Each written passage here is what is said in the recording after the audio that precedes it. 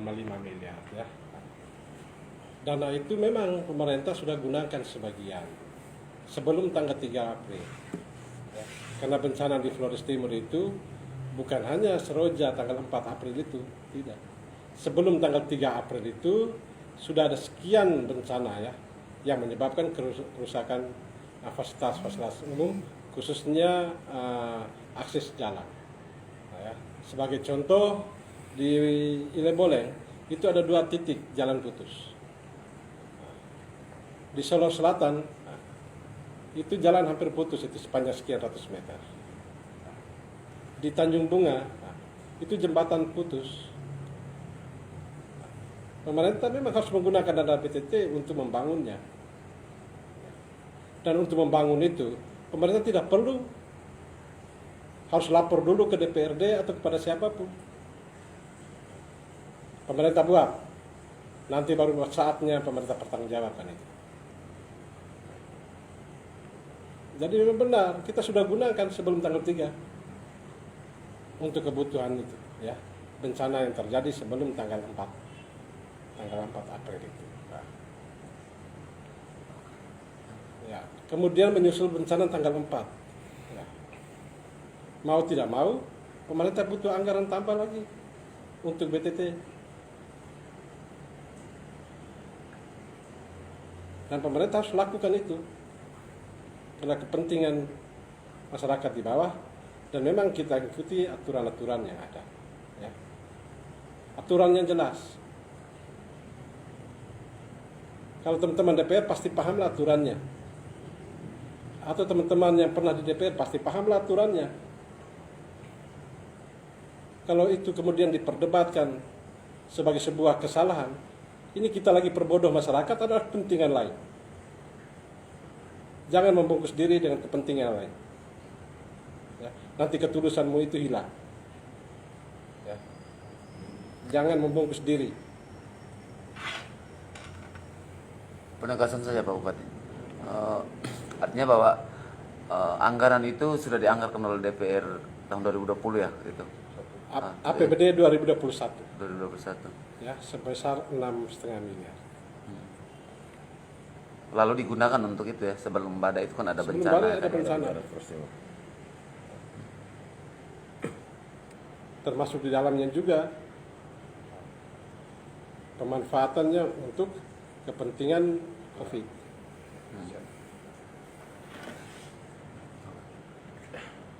Kalau soal jasa sendiri bagaimana Pak Bupati? Soal jasa, ya.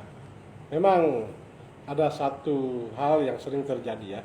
Sebagai contoh, dana sertifikasi guru. Dana sertifikasi guru itu saya baru lunasi itu di tahun anggaran 2018. Karena penumpukan dari tahun ke tahun. Ya.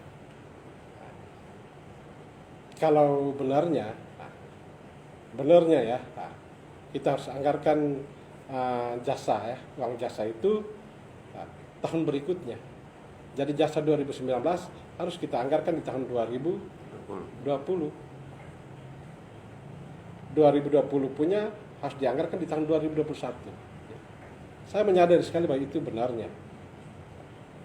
Tetapi kita juga mari sama-sama lihat kondisi keuangan pemerintah. Sehingga kalau belum dibayar itu tercatat sebagai utang. Sehingga jasa 2019 itu 2020 tidak kita APBD-kan. Tidak ada di APBD. Kesepakatan antara pemerintah dan DPR, karena hasilnya di Perda APBD.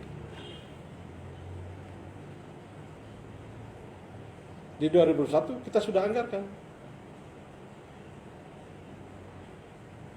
Kita hanya menunggu waktu saja sebenarnya untuk proses pembayarannya. Ada tudingan dari KRB bahwa SPJ itu diduga fiktif, Pak Bupati. SPJ tahun berapa punya itu? Ya. Kalau sudah SPJ tahun lalu saya tidak bayar, itu jadi pertanyaan. Apakah saya makan uang itu? Ya silakan dicek lah.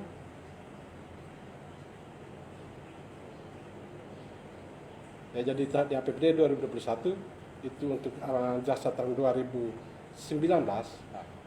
itu sudah kita anggarkan. Ya, kita tinggal bayar. Soal insentif nakes berkaitan dengan COVID. Covid.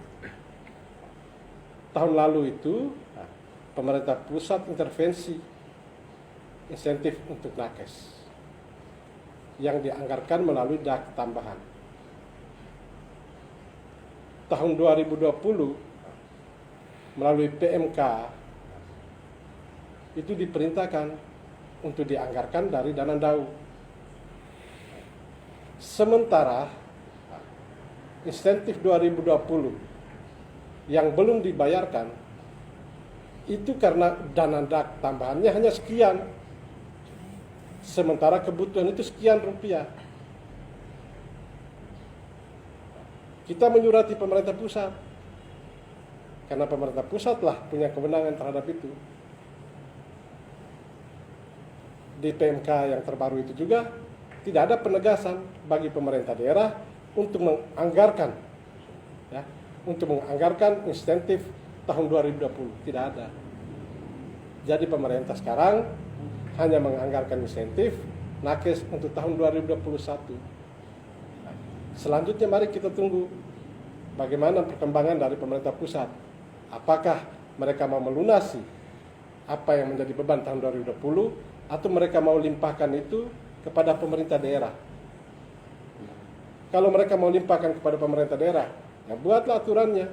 Pemerintah daerah akan eksekusi. Ya, jadi begitu ya. Jadi untuk tenaga nakes, ya silakan kerja seperti biasa.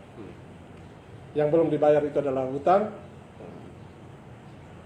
Ya, ya jangan suka juga. Nah, ini musim-musim sekarang juga banyak orang mau memanfaatkan. Ya nakes jangan mau dimanfaatkan.